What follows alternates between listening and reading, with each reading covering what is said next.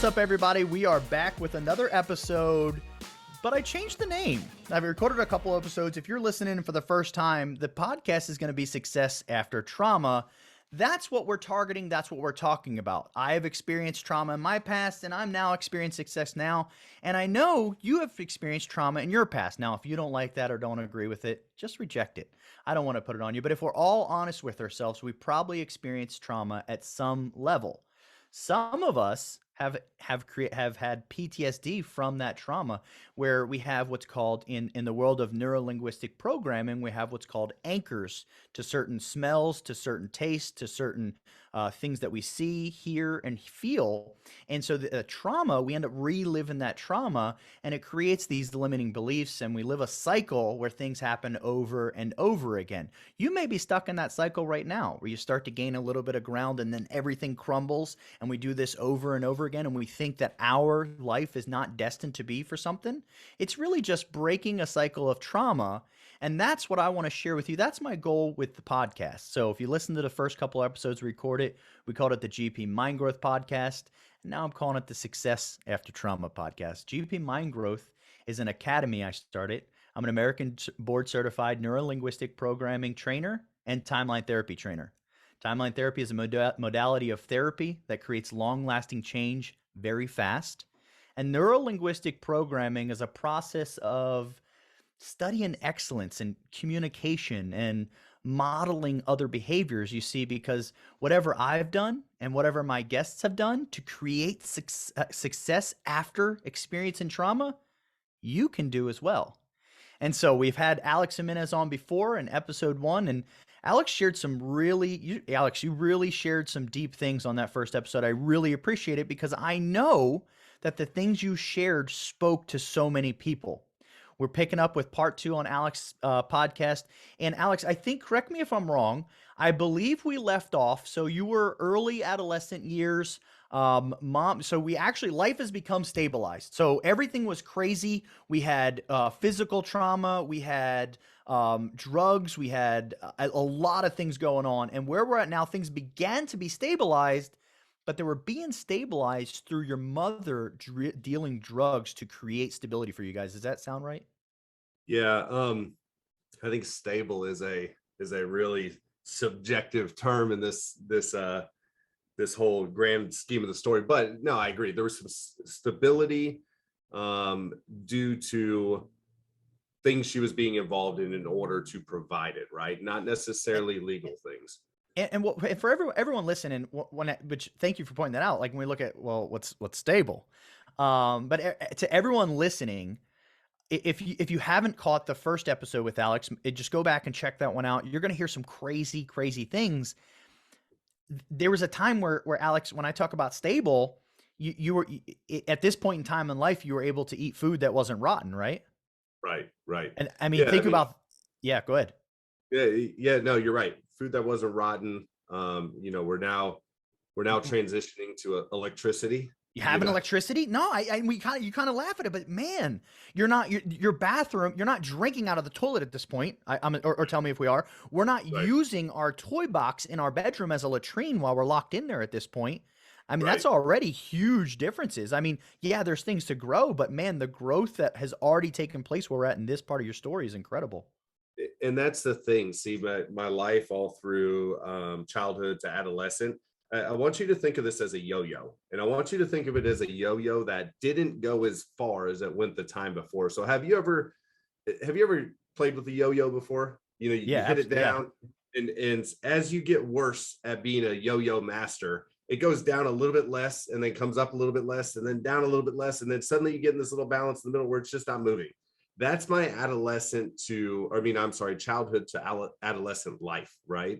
Because the down wasn't as far as it was before, but the up wasn't as high as it could have been. Not as high as it had been ever, just as high as it could have been where it is now, if that makes sense. So yes, the new normal, the new stability was what I considered extreme stability. Now, if you take an average person today, an average person that maybe didn't go through that ever, they may look at that and be like, bro, that's as dysfunctional as life can be. Your mom's a drug dealer. That's Right. crazy. Like that could be the lowest point for someone, and this was worth celebrating for you, or I'm celebrating for you at this point. Dude, I was celebrating like we can eat, we can go through Jack in the Box, and we got, we can order, mind you, taco prices at Jack in the Box have never seen inflation. They've always been $1, right? For two, always, For probably two always of a little them. bit. I don't know what the hell they put in them, but I remember little celebrations like that. Like I remember now when I wouldn't feel well and get sick, my mom would buy me like a little pack of Army Men, right? Little 50-cent pack of Army Men. But I remember mentally it making a difference to me, right? Now here's where that abnormalness comes in, though, right? Because yes, there's money being made, but with drugs comes people, and with people that want to do drugs, buy drugs, sell drugs, consume drugs, comes a variety of people, right? Mm-hmm. And so, it was not a unknown fact, so to speak, that there was something going on within the household that wasn't necessarily legal, and that is due to the traffic coming in and out. You can only imagine with people who consume and buy and sell drugs. Now, when I bring this up, this wasn't a low level, hey, I'm selling a $10 bag of Coke to this fiend. This is much higher level. Okay. And when I'm saying that, that means she's dealing with higher level people, which nicer vehicles are showing up at the house than what belong in the neighborhood. I remember my first time as a kid seeing a Pantera. I don't know if those of you that are watching this, if you know what a Pantera is, but it's an exotic vehicle. And in that point in time, it's a very expensive exotic vehicle, and that would appear in front of our house quite a bit, right? And so there was constant attraction. Now, the neighbors to the left, the guy was, he was high ranking. I couldn't tell you his rank to save my life in the Air Force. The guy to the right is a police officer, right? Oh, wow. So we're kind of in between two law-abiding families, right? And you have this traffic coming in. And I remember the people that would arrive. So I remember early on being able to tune certain things out. One of the things I learned to tune out was pain. I would literally mentally put myself in a different place where I wouldn't see, feel, or experience literal physical pain. And again, with drug dealers brings up people that hang in that crowd. And so there was gang members at our house. People would come and they'd buy dope to go sell on the streets. And with gang members, they bring drugs, they bring beer, they bring parties, they bring whatever they want. And I remember one day we were in the kitchen. This was at night. Everyone was drinking, having a good time. And I remember saying something of that nature that, I can take a punch, I can take a kick, blah, blah, blah. And a guy, which at that time, my perception was this guy was much, much older. He was probably 18, 19, 20 years old.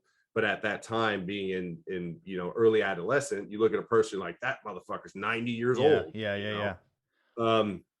And he said, all right, well, let's see if you can take a kick. And so he literally kicked me in the back of my head while I'm standing in the kitchen. And it was one of those things, like I said, I learned how to, you don't just get rid of the nervous system and that doesn't exist. You just learn how to process it mentally and say, that didn't hurt. I'm not going to make a noise. I'm not going to flinch. That's a survival technique. And I dive in the process of neurolinguistic programming that we call it detaching. Right. And people do it, that have been to war, and honestly, it's a skill set that we have. I speak, people that have had, a rough, especially physical trauma, but not just physical, psychological, maybe just things they've seen.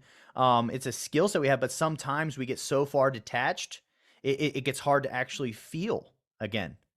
But detaching is actually a tool that can be used to all of our benefits so that we don't have to experience those rough times. Keep going, Alex. Well, and that's exactly what it was, is I learned to mentally detach from those things because I had to appear hard, right? And because of my childhood and everything else, I looked, and mind you, I'm an adolescent speaking of my childhood, right? But I look at that and I'm like, this isn't the roughest thing I've been through. Like, I got kicked in the back of the head by a senior citizen, mind you, 18, 19 years old. I'm like, whatever, we're good to go. And literally no reaction. And that kind of bought me in with some street cred, so to speak, because here's a grown ass man that just kicked a child in the head and I had no reaction to it. But they didn't realize, like, bro, you kicked me in the head. I've been beat with a 2-inch leather strap till I bled. You have nothing on that. And so it got to the point where, my mom was making some money. She bought me a nice bicycle. That was a big thing for me. I was outdoors. I always wanted to ride my bike, want to be out there with my friends. I had a little friend around the corner. We used to ride bikes together. And that part of the story will become imperative as I progress. But I learned how to do the crooked side of things too. And I would rob drug dealers. And so not literally, I wouldn't walk up to them with a gun and say, hey, you're a drug dealer, give me your money. When they would pull up, because sometimes they were high, sometimes they weren't, they'd leave their cars unlocked. And I would rummage through their vehicles or whatever. And that was a method of survival for me, because I learned, as crooked as it was something that, hey, these people have something that's going to help us thrive. Because Well, at that time in your life, I'm going to dive in for a second. At that time in your life, that was the best you knew with the resources you had. That seemed okay at the time. It was logical, in fact. Right. Yeah. Okay, keep going. I mean, it wasn't just that. It was the fact that, like, people would show up, they'd want to see my mom. They were there for a purpose. And I'd say, yeah, I'll go get her for $20 or $10 or whatever that dollar amount was. Right. I learned what I want to relate it to is mentally, I wasn't trying to be a thief. I was trying to hustle. I was trying to find a way to hustle up to do things, because that was now the reality I was in. I was in a reality of hustlers and gangbangers and stuff like that, that all those things had value. I had no value for a see-through beeper, at 13, 14 years old, but somebody did. And I could get rid of that for $5 or $10, right? So mentally, I was just doing the same thing everybody else was doing. I was just hustling, and my hustle was different. I wasn't a dope dealer, right? The first gun I ever had, I was 13, 14 years old. I didn't know what the fuck it was. I knew it was a gun. It was a 25. I hid it underneath the fish tank in our living room. Like, most irresponsible place you can have it. I couldn't even tell you to this day if it was loaded or not. I knew nothing of the gun besides it was mine and I had it, right? Yeah. And looking back at that, I think of the irresponsibility that I had as a kid, because I had a younger sister. My younger sister was 6 years younger than me. What if she would have found it? Like, but we don't process that at that age. Nope. Now we start to progress, and one of the traumatizing things that I witnessed is, my mom had a friend over, and I had observed, and this was through observation, literally as a 12, 13, 14-year-old, somewhere in that spectrum, my mom wasn't quite acting right? And I calculated in my head that something was wrong. She had been drugged or something happened. Well, let me take you back about a year. We had this dog that arrived at our front doorstep one time. And it was an ugly dog. Ears were tattooed inside. They were pig notched, meaning that they had been snipped. They had been clipped. The vet had basically stated that this dog was used as a dog fighting dog. I had a big old leather collar on its neck. And we embraced this dog and took it in. The dog treated us like we were its alphas. Okay. I nicknamed the dog Doomsday because we adopted him. We made a decision to adopt him the day they were going to put him to sleep. It was a dog we'd found. We said, hey, we don't know whose this is. Here it is. They said, okay. And then the last day before they put him to sleep, we said, we'll take him. So we took him. Nicknamed him Doomsday. He did not like any other soul besides myself, my mother, and my sister. In fact, if you were to encounter this dog in my possession, it would bring you fears, like as if it's a police, trained police attack dog. I bring that up because of this. Observed my mom not acting correctly. The guy there, you can tell he was trying to get real fresh towards my mom. I ended up falling asleep in her room. I woke up in the middle of the night with him on top of her. And I could tell, I remember looking over and could tell that she was unconscious. So I got up and he said, where are you going? I said, I'm going to the bathroom. And I walked in the other room and I grabbed my dog. And I came back and I opened up the door. So my mom's bedroom had double master doors. So when it opened, it was two sides. And I opened it up and I said, you better get the fuck out of this house before I let this dog go. And he got up, grabbed his pants and everything and left, right?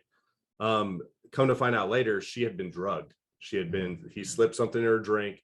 And what I'm getting at is you talk about these traumatic little pieces, these tidbits in life, like literally mentally, I just saved my mom from being raped. I'm a child still. And I'm processing. Witnessing it. Yeah. And I'm not, I can't even imagine. I mean, what, and I don't know, I don't even know if you remember, it doesn't matter, but just creating the awareness to how does a child process that? Who knows what those thoughts were, because you weren't comprehending the way you're comprehending right now. And all of that had seeds that were planted along the way. Right. And those seeds I've witnessed so many people get high, right? I've witnessed the reaction, not necessarily to whatever drug he may have given to her, but witness the reaction of people high on coke, people on weed, you know, all these other types of drugs, because that was my reality at the time. That's who was around me at that time in my life, right? So I had the opportunity, I would dare to say, to witness that in order to put myself in a position and know something was off, and to be aware enough to say, hey, something's not right here. Like, I intentionally went to sleep in my mom's room, right? There's a purpose behind that. It was something mentally at that point in my life where I said, something's not right. The dog was always kept in the other room when there was guests, because he would bite anybody. If you were not me, my sister, or my mom, he would bite you, guaranteed, no questions asked. And that's the threat he posed. That's why that individual was so apt to do what he was told and leave, because he knew that dog would, without question, attack. And it was a German Shepherd. So it wasn't exactly like I was pulling Lassie in there, you know.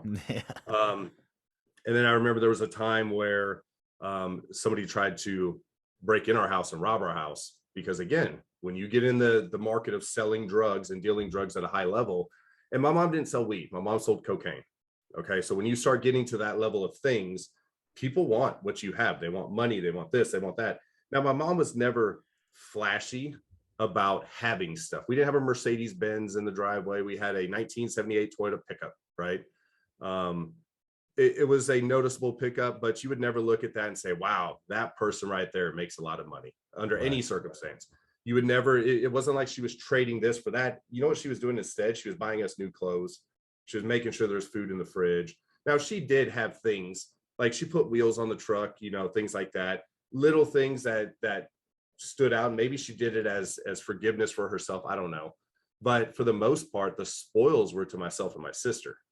Well, people started to take notice.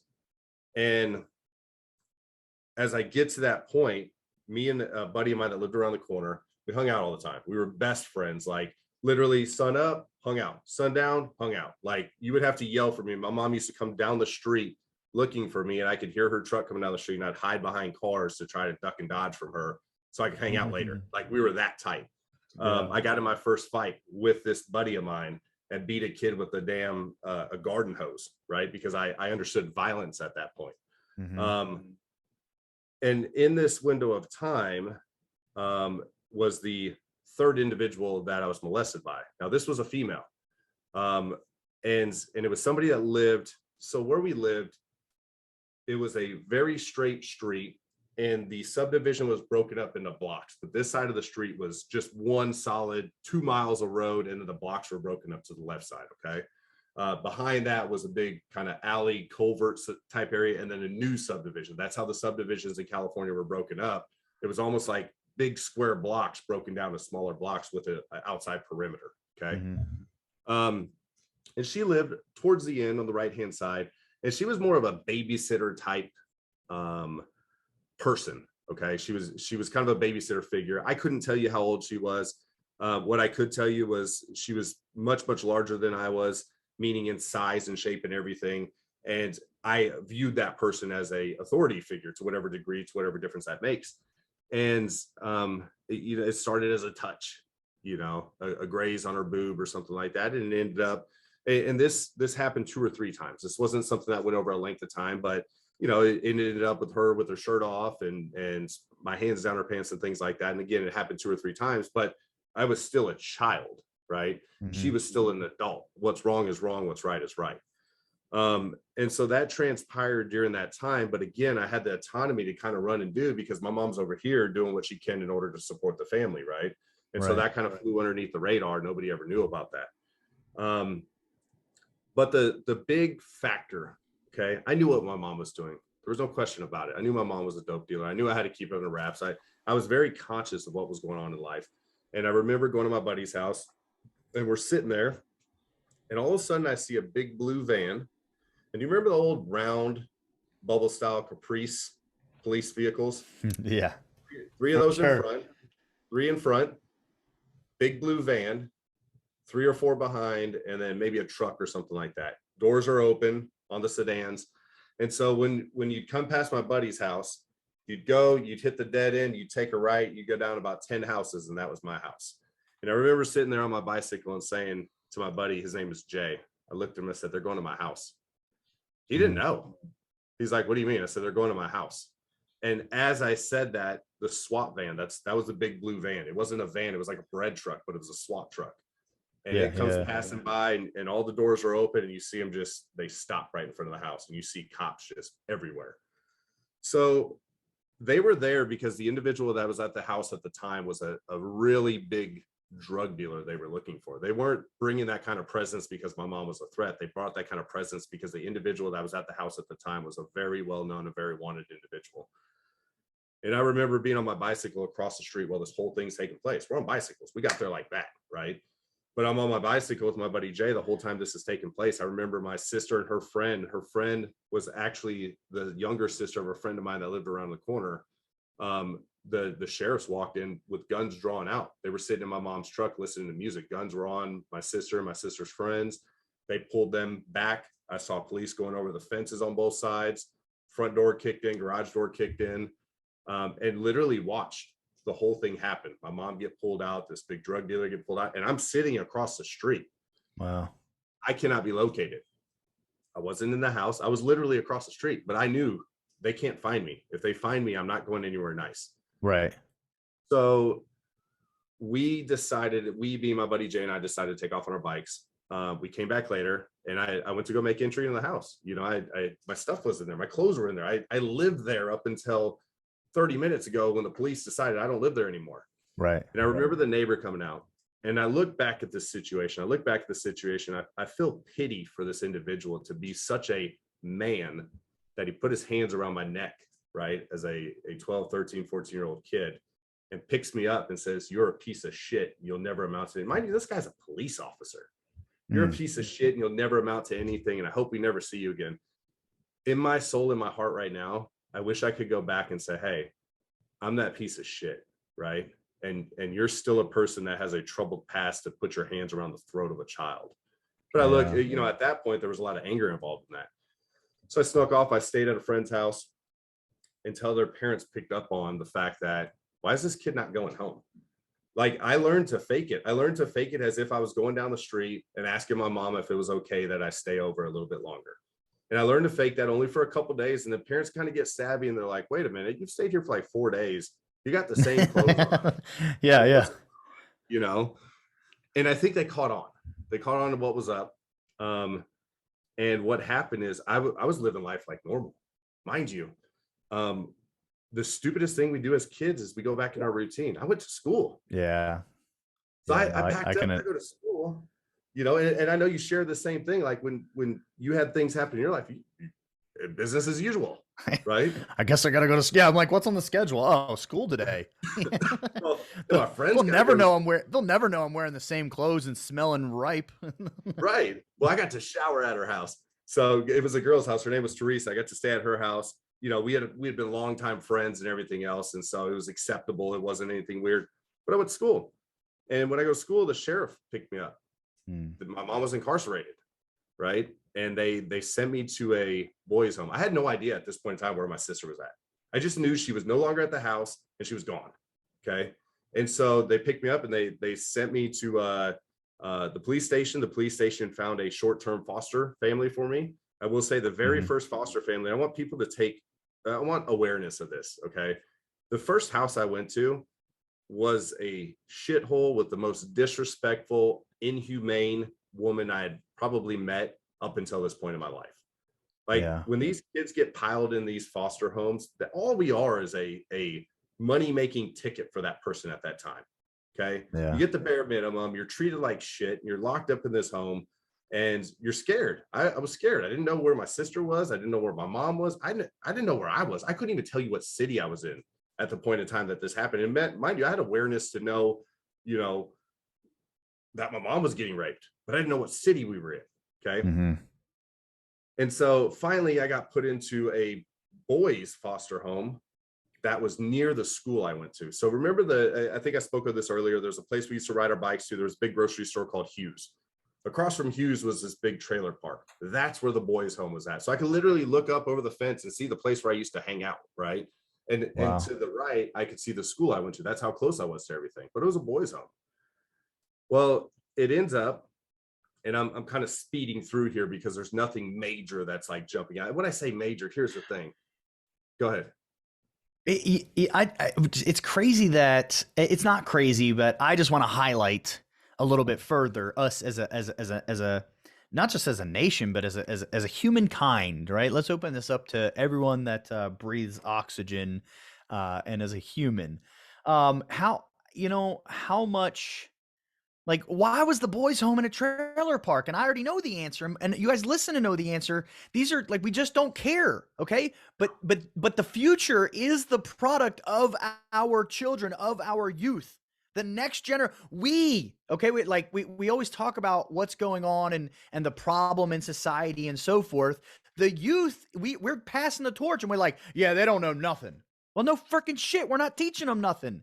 And furthermore, Right. like where we what, like as a nation, but not just again human. We gotta focus on doing better for the youth. Up until this point in time in life, you were doing nothing but trying to survive.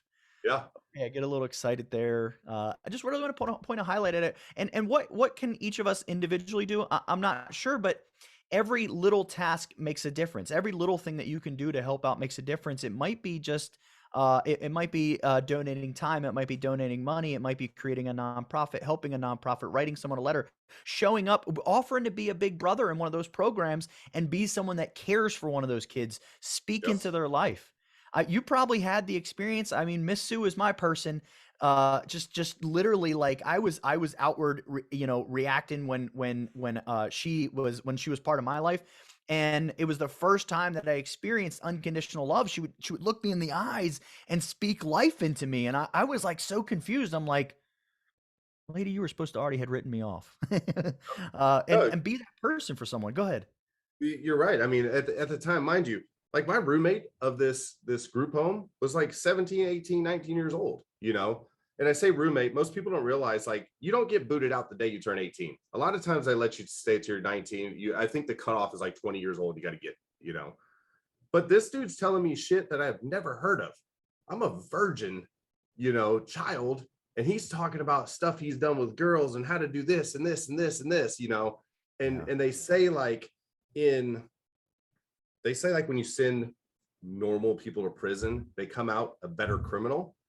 Send a boy to a boys' home, they're going to come out a pervert, right? And Yeah. it's by what's around them. Okay, so now granted, that I had been molested by three different people. He told me some things I probably hadn't heard, but that I was vividly aware of. Okay. At this point in my life, I've got anger raging inside of me. And we were right by the school I went to, but we had to all ride together in a bus. And I remember there was this guy named Scott on my bus. Okay.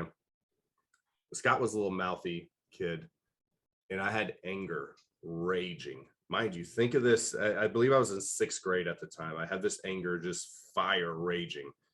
And Scott says something sideways about my mom, not knowing my mom's incarcerated at this point, not knowing I hadn't seen my sister, not knowing I now know what city I'm in because I go to school right over here. But Scott says a couple things sideways, and I remember grabbing Scott's head and the inside of the bus is slamming it against the inside of the bus 10, 15 times before the bus driver stopped and then pulled me off of him. And then I remember getting off the bus and telling him I wasn't getting back on the bus. Well, when your mom's incarcerated and you're in a boys' home, that creates problems, right? And it's Mhm. problems that have to be resolved. Fortunately, it was looked at as this kid's damaged. We got to keep him out of trouble, but he can't go to school anymore. He can't ride the bus anymore. He's got to be taught from home. And the boys' home there elected that I do this. When I say boys' home, these are individuals that are taking in boys and being compensated by the state in order to take those boys in. But they said, listen, we'll teach them here. So that's what they did. In the interim, mom goes to court. They basically, my understanding at this time is that they told her, pack your shit. We weren't after you. You're an accomplice. You were bad for selling drugs, but you need to pack up and leave the state of California, or else you're going to face full prosecution. Mm. Maybe she told on people. Maybe she didn't. I don't know. She swears up until the last day I ever questioned about it that she didn't. I would like to take my mom as a person of her word, but maybe she did that for protection. Okay.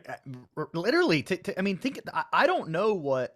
I've witnessed it, right? I see it when maybe we all have it. I don't know how strong a mother's love is because I'm not a female and because I lost my mother at 3 years old. But Yeah. I witnessed that bond, and from my understanding, like from everything that I've experienced in my life, when a mother loves her kids, nothing is stopping her from protecting her kids. Nothing. Not at all. And Not at all. whatever your mom decided that she needed to do to protect her kids, she did.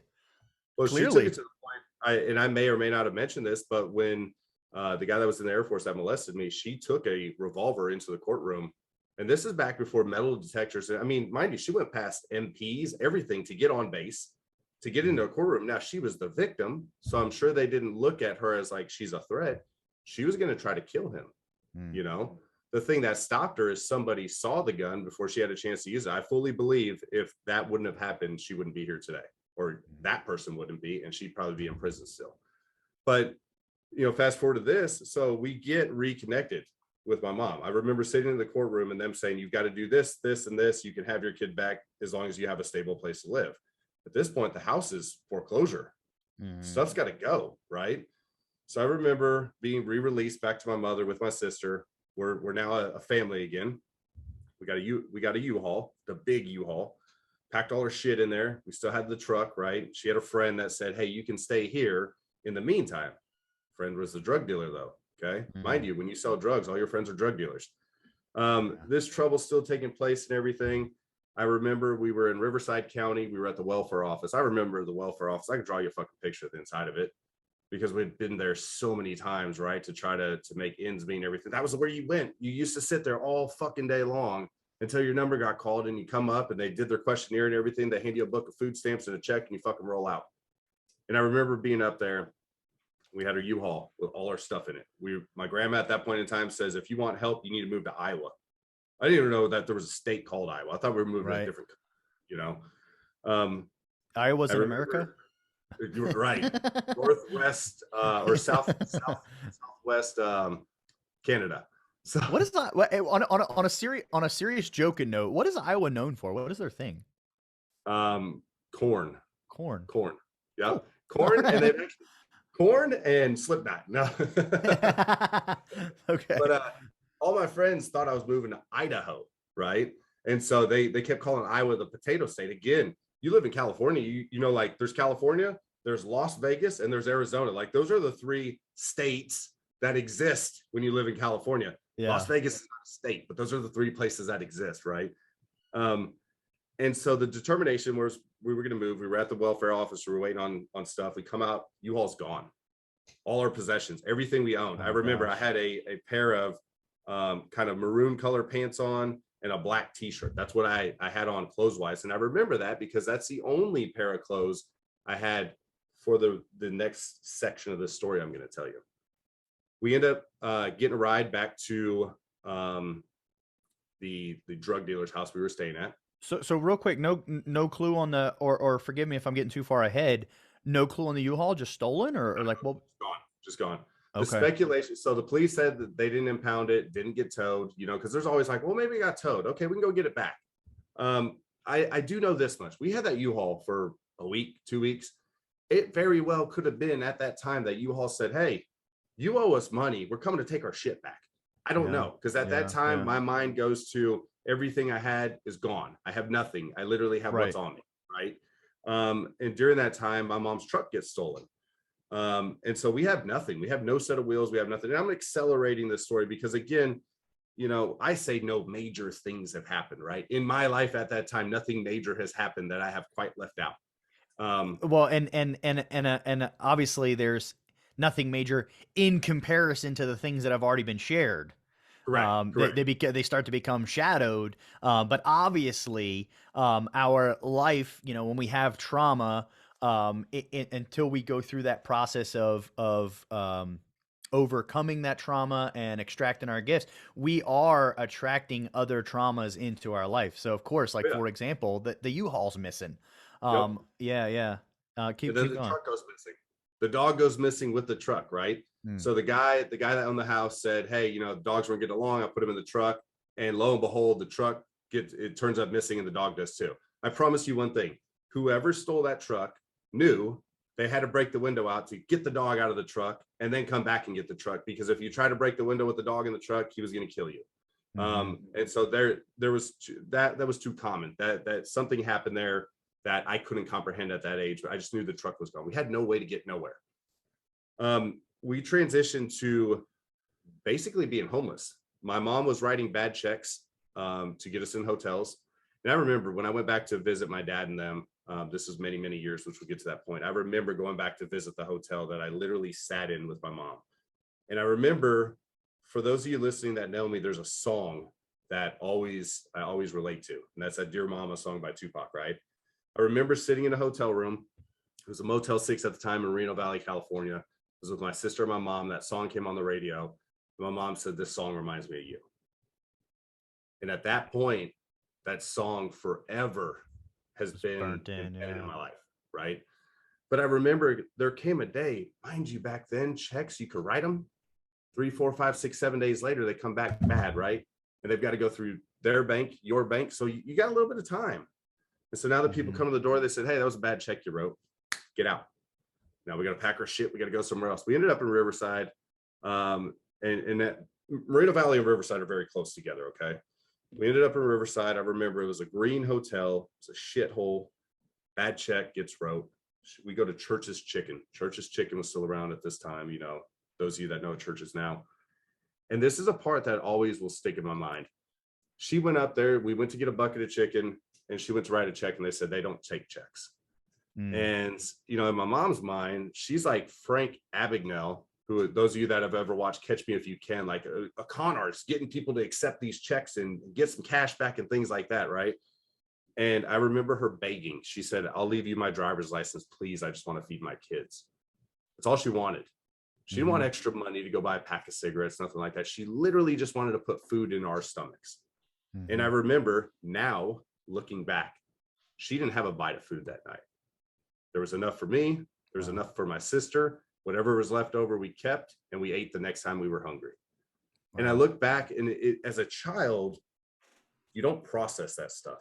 No. Because you're worried about self-preservation, right? You're worried about, I need to feed what's hungry in here. But as an adult, when you go back, mind you, when you deal with trauma, I dealt with this on the way here today, because I knew I had to speak, and I started rolling the thoughts in my head again, right? Because you start reliving some of those things. You start reliving it. Here's the difference.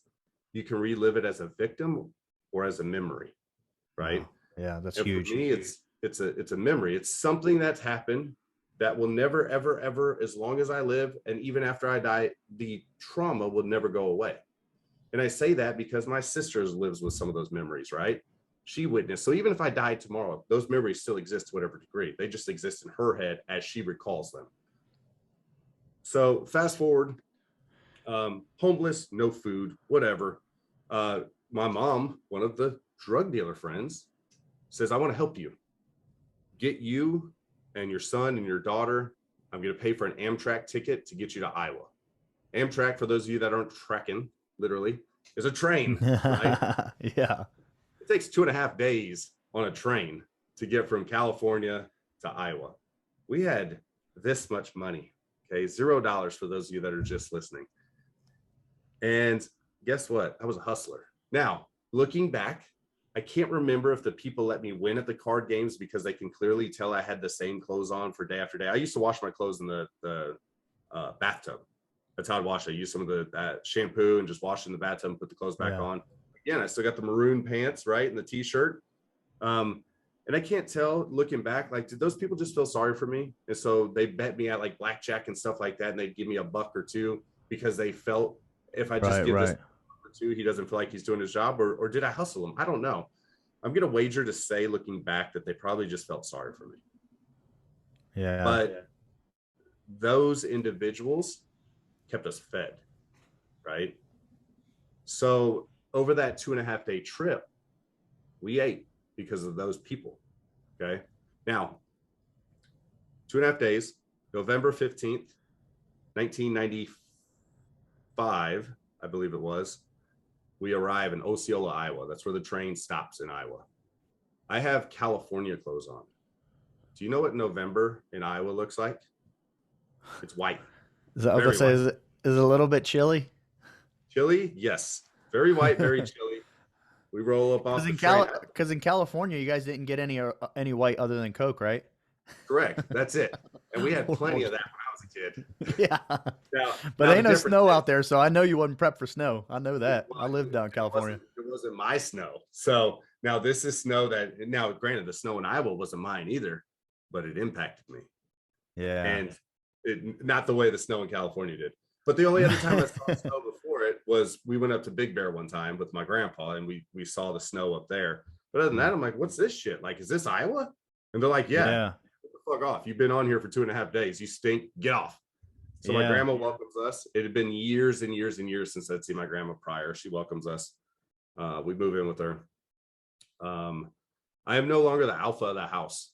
Mind you, I was running the roost when it was my mom, myself, and my sister. I was the man. I had to step in as the male alpha figure. Even though my mom was running shit, I was the man, right? I was the protector, and that's the role I took. And so that's who I became. I became the protector.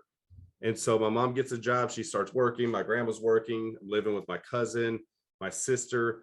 We're in this 2-bedroom house, 700 something square foot with the basement, right? So we're stacked up, bodies on bodies.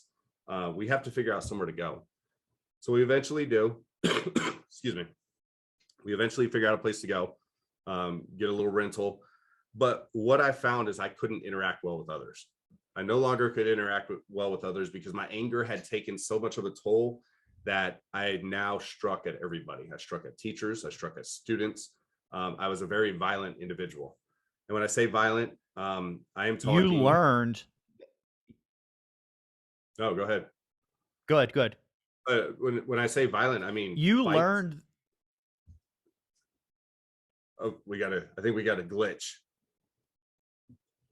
I'm gonna let you catch up. Go ahead.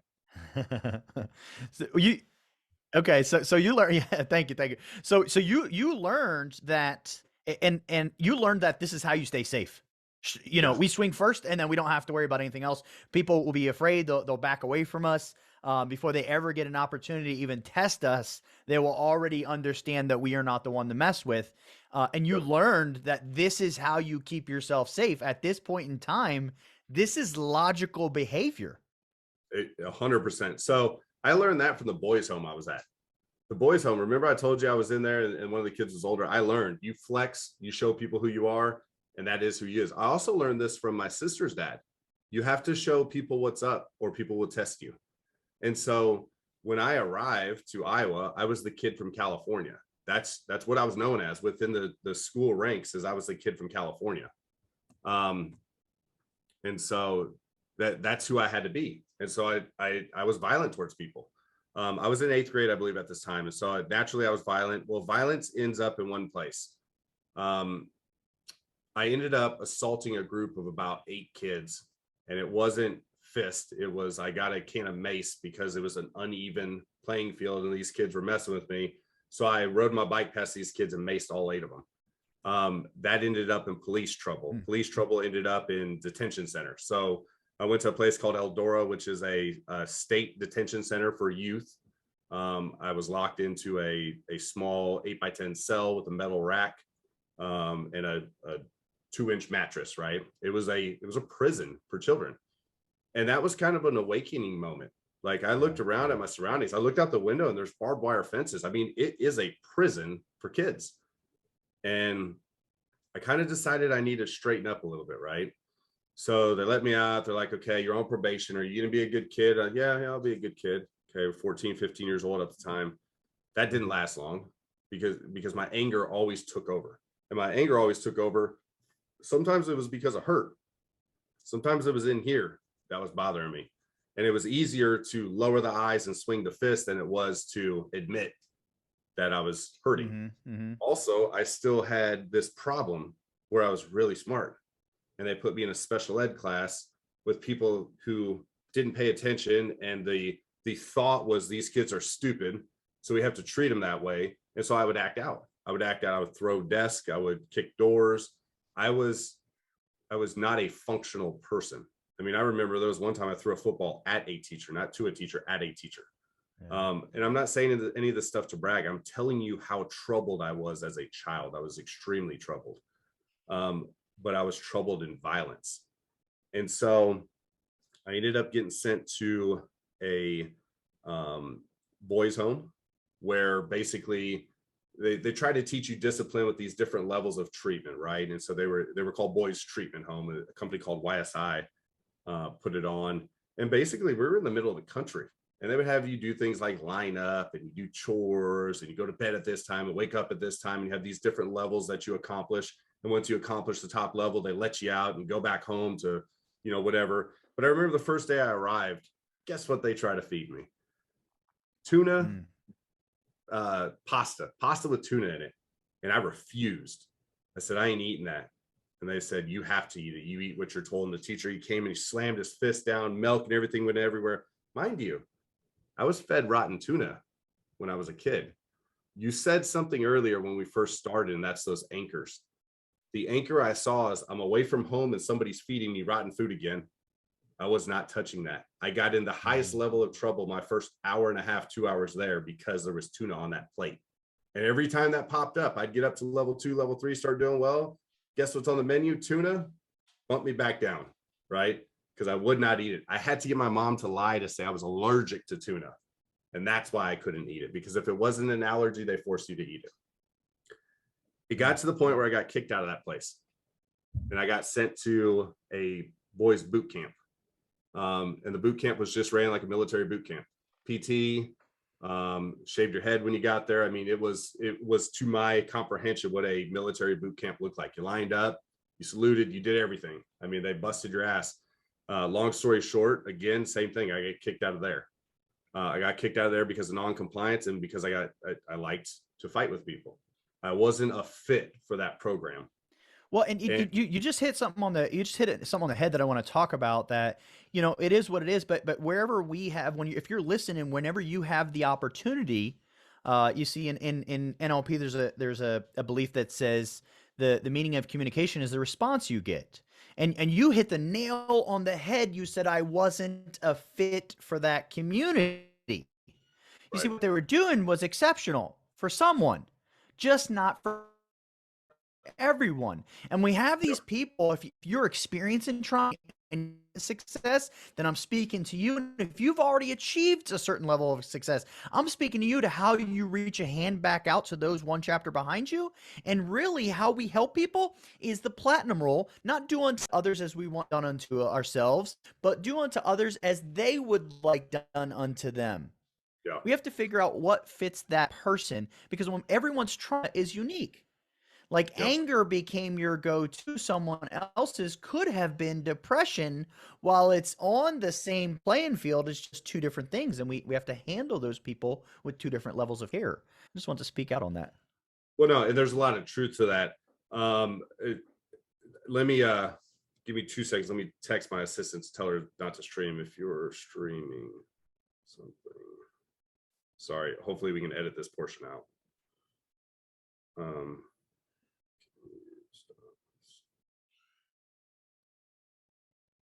right.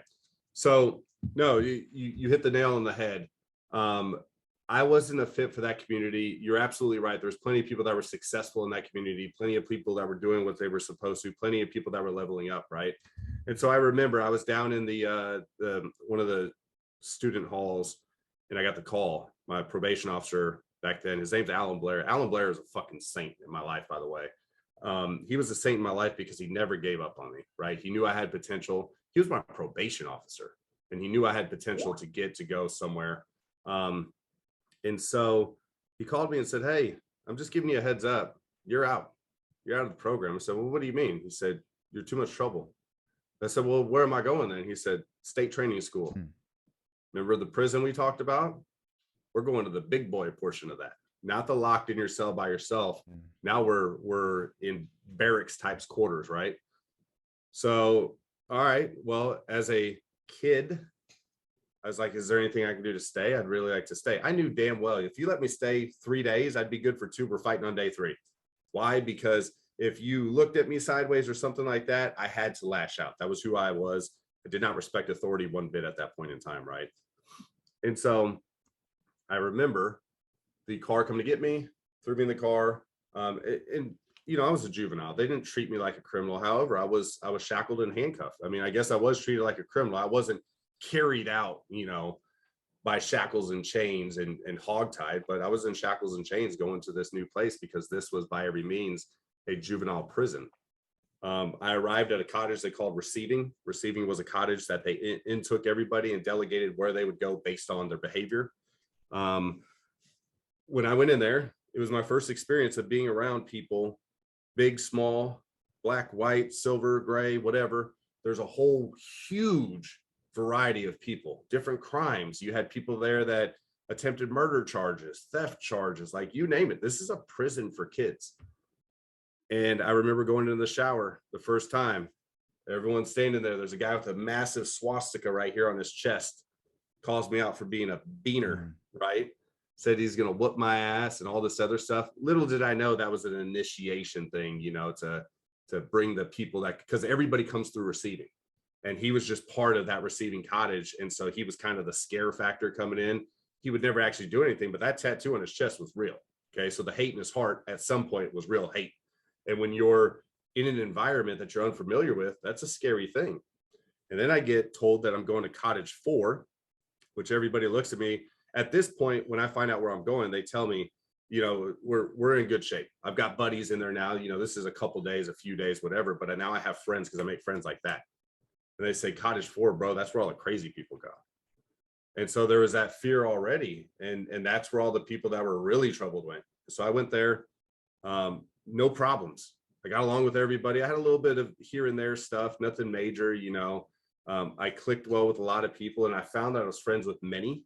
And so that really helped my survival in there, so to speak, because there was people, people weren't getting stabbed or anything like that, but people were getting hit and choked and head slammed in the door. You weren't having shankings and killings, but people were getting hurt in there. It was real. This is gladiator school. We used to have tunnels that would go underground to take you, because of weather and everything else, to take you to different buildings. And there would people get their ass kicked in between 2 tunnels. I made it through there. I arrived back home, was about 17 years old. I had made it through the program. Actually, I was 16 at the time, because I went back to regular high school, right? Regular high school I'm in.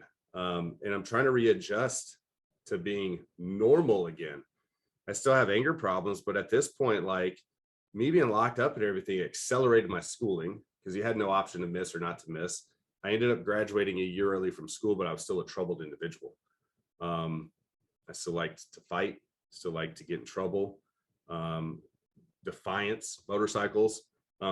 Motorcycles will lead us into another portion, but that's when I discovered motorcycles, which I enjoyed, because the adrenaline portion of it, high adrenaline, anything for me, high adrenaline, just like I can just bathe in it. It's such a great thing to me. And so that's what I would do. I was into cars and everything else, but kind of migrating forward from that, my mom, and at this time, my stepdad was a really good guy. It's funny, because my stepdad ended up being my tracker, or basically the person that was in charge of making sure I didn't get in more trouble. So I kind of was responsible for that introduction to those 2 people. She can thank me later for that. No, she can't actually. But the big thing is I started to reintegrate into society. I graduated from high school. I attended college. But I wasn't quite done with trouble yet. That was the crazy thing. So let's okay, Alex, let's probably, so take us to a place, and we might be getting close, it sounds like, where we can pin this up for part 3 of this, because I know we have a little bit more that I'm aware of, right? And I'll learn as we go. I know we have a little bit more trauma to share, and it's very important to me that we also share that climb, because you're not where you used to be. I mean, we've heard some crazy things, and I shared some on the first episode. I shared some of the materialistic gains that you've had in life. Okay, so what? I'm sure they're cool. But in addition to that, there's some other incredible gains that you have, successes that you have achieved at a family level, at a community level. And I really want to make sure that we dive in and hit home on how do we overcome all this? How do we create that success? So can you take us to a place where we can put a pin in it for a section 3? Yeah, absolutely. And I apologize that this, I've taken, and really, I promise you as a listener, I have condensed this as tight as I can in this little box to try to toss it at you so you can catch it.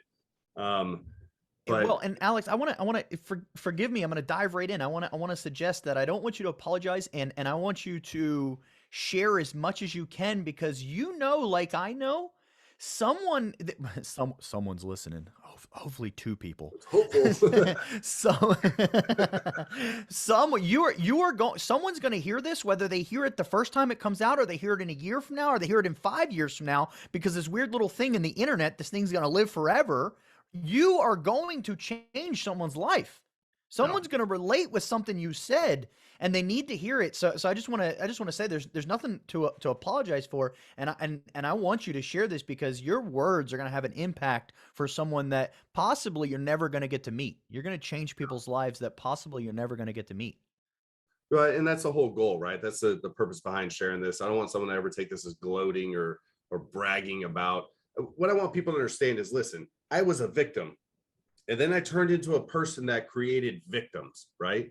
By violence, literally by the most nasty thing in society, violence, hurting people, right? Physically hurting and harming people. And then we start to move away from it. What I'm going to say is this. At this point in my life, graduated high school, I'm getting ready to go to college. Actually, here's where my past came to haunt me.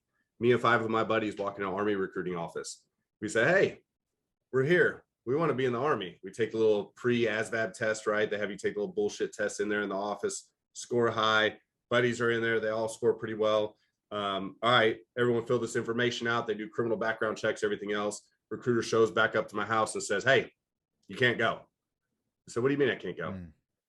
Your criminal history is this big. You just got out of trouble. You're still on probation. I said, what if I get a letter from a probation officer? Doesn't matter. Government doesn't want this, right? This is pre 9/11. Government doesn't want this. And I said, well, what if the courts recommend me to go? He said, we don't do that. We stopped that after Vietnam. We don't take criminals anymore. Not in today's Army. Wow. What do you do?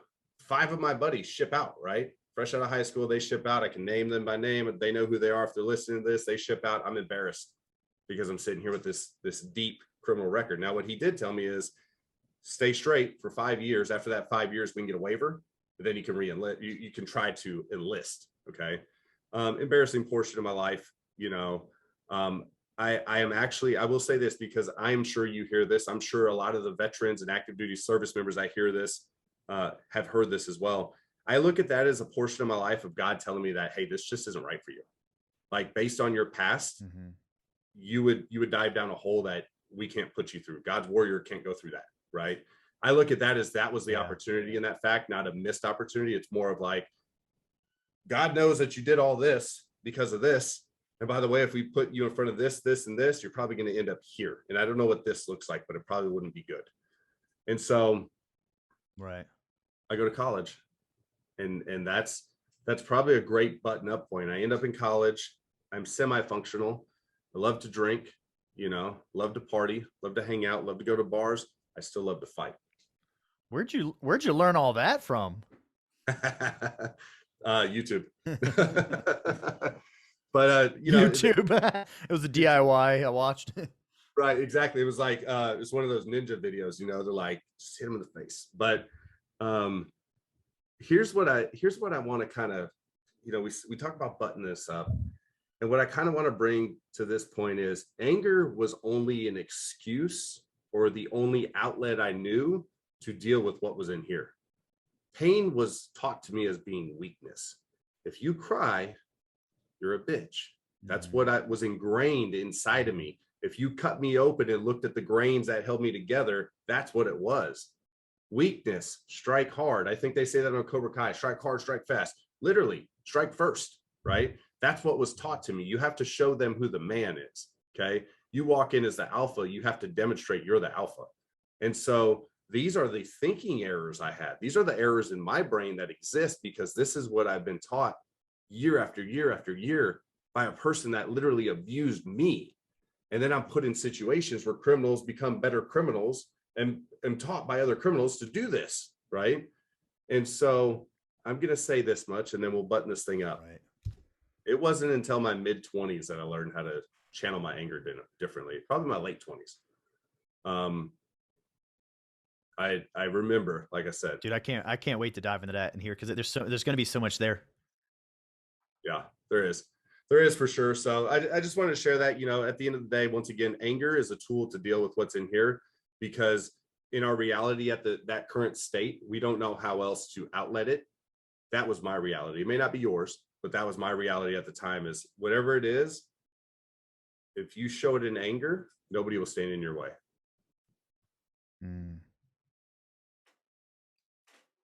What a way. What a way to process, to receive information, and to go out in the world and to make a start. And I mean, how many people have had similar stories and just struggle, but somewhere along the way, and I can't wait to dive into it, you made a decision to operate differently.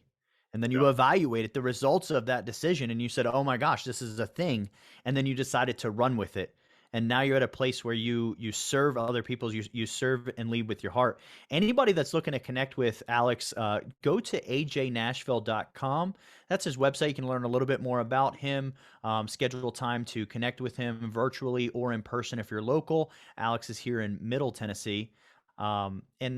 Yeah, I kind of cut you off. I'm sorry, Alex. Finish up with final thoughts there. No, you're good. You're good. That's what it was. My thing is this. And I love to leave people with a little nugget right at the end. Whatever way that you process your feelings, be it screaming, yelling, crying, whatever that is, right? Ask yourself, what am I covering up? If anything at all. Maybe you're not covering, maybe you cry because you're upset and you're not covering up anything. But maybe you yell because you're hurt. And so maybe we have to figure out different ways to process that, because we don't want the repercussion. Listen, the people I was violent towards didn't deserve that violence. Maybe they did. Maybe they didn't. I don't know, because I can't recall of each and every situation where that occurred. But the fact of the matter is, what I projected to them was not right for them. And I can realize that as an adult, but we take maturity and growth in order to understand that. So whatever emotion you strike with, ask yourself, why this? Was it what I was taught? Was it what I learned? Who taught this to me? How long have I been doing this, and how can I change it if I indeed need to change it? That's huge. That's massive to process. And I like what you talked about, how identify is this the actual emotion that I'm identifying with, or is this the emotion that I'm comfortable with because there's another one that I'm uncomfortable with? I too share chapters during my life where there was emotions that I was horribly uncomfortable with. One of the biggest emotions that I was probably the most uncomfortable with, and I'm still processing, and I do exceptional, and my family helps me so much, is love. I did not know, like, when people tried to put love on me, I'm like, this guy's trying to get something. I didn't even realize how to receive love. And if we've had trauma, you relate, and you had somewhere you have or had in the past, right? And wherever you're at on your journey, if you have, we want to give you nuggets. Okay. If you had, how are you reaching back out? How are you helping those one chapter behind you? That's the future of not just our nation, but of us as a species. That's the future of us. We have to, when we're one chapter ahead, we have to reach back out to those one chapter behind and help them. I'm going to put a pin in this today, and you guys stay tuned, because we're going to, man, this has gotten, you've learned a lot about Alex. You learned a lot about what he's been through, the trials and tribulations, and all of the negative lessons he's learned in life. And when we get back, you're going to learn, there's still a little bit left that I'm aware of, that I know, but you're really going to learn, how did Alex take this and decide, no longer am I going to be a victim, I'm going to be a leader, and I'm going to create a life that's going to break this cycle, break the chain for my family and for those around me. Because Alex, again, as a leader, as a family person, as a business person, but also in the community. If you're listening to this audio, make sure you go check us out on YouTube, Success After Trauma. Subscribe to the channel so you can get notified when our next episodes come out, and you can watch us on video so you can see when I pick my nose. If you're only listening to audio, you're missing out on all the nose picking. All right, be great. It's already in you.